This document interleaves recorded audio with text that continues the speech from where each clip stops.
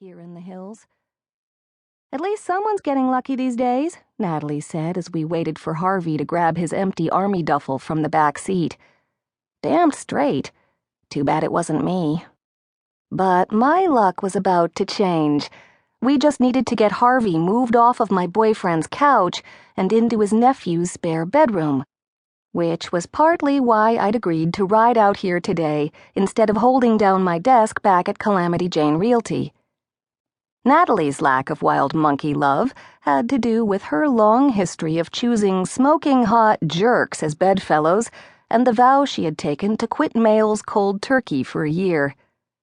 Weren't you the one telling me last night that this sabbatical from men has been good for your self-esteem? Yeah, but it's been killer on my libido. Just because I'm not allowing myself to have sex doesn't mean I don't think about digging in my spurs when a sexy stud rides across my horizon. What kind of spurs are we talking here? Harvey asked, hefting his empty bag over his shoulder. The ones with smooth rosebud rowels or those sharp, pointy babies that really sting like rock grinders? Why did I have a feeling he was inquiring based on experience? Never mind, you dirty bird. I led the way to his front porch, pausing with one purple boot on the bottom step. This place gives me the heebie-jeebies. Quit being such a girl. Harvey grabbed my arm and hauled me up the steps after him. I swear you're afraid of your own face in the mirror these days. You'd be afraid of my face, too, if you saw me first thing in the morning. It was one of the main reasons I hesitated every time my boyfriend asked me to spend the night.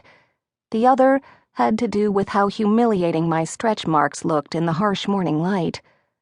There's nothing here that's gonna bite you, Harvey snickered. At least, not till the sun goes down. Natalie brought up the rear. Don't let the ghosts and the ghouls disturb you, love, she quoted from the 1959 version of House on Haunted Hill, adding an ominous Vincent Price-sounding laugh.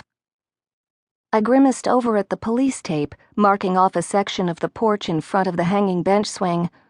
Almost 2 weeks ago, we'd caught Red chewing on a decrepit antique boot that still had some of the previous owner's foot left inside.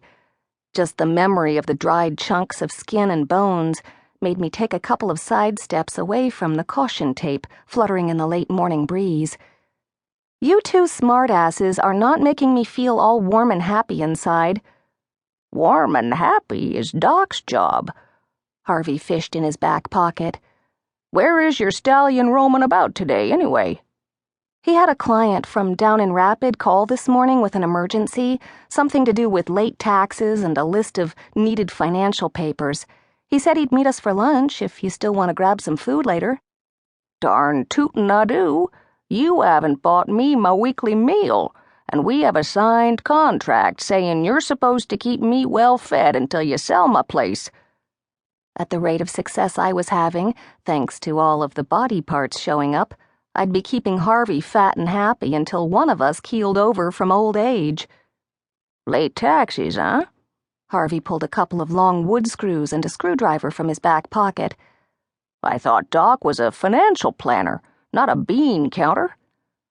The more I got to know Mr. Dane Doc Nice, the more I came to realize he was a jack of all trades, master of much. Things like managing money, fixing anything mechanical, sniffing out ghosts, and sexing the clothes right off of me. But not a master of wanting to get hitched. Definitely not that. Not with how fast he'd left his last girlfriend after she'd mentioned shopping for wedding bands. My 2 kids weren't helping on that front either, both acting out their fears about a new man coming into their world by being rebellious snots. But them acting out didn't matter now because, truth be told, when Doc found out how dark and gruesome my family history was, I doubted he'd want me sneaking around his back door anymore. What man in his right mind would want to spend the night next to a woman who came from a long line of killers?